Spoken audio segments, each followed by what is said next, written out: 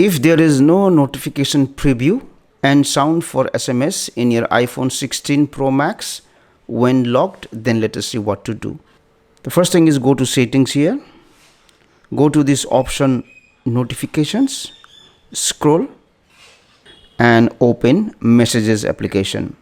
Now make sure that you have selected this option lock screen. If it is not selected like this one, then you won't be able to see the SMS preview or hear the sound.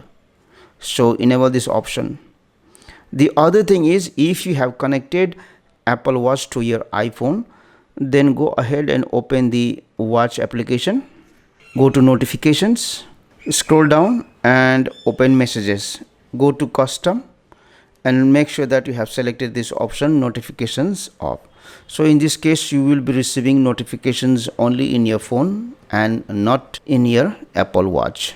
Thank you for watching the video. Please like, share and comment on the video if you found it helpful.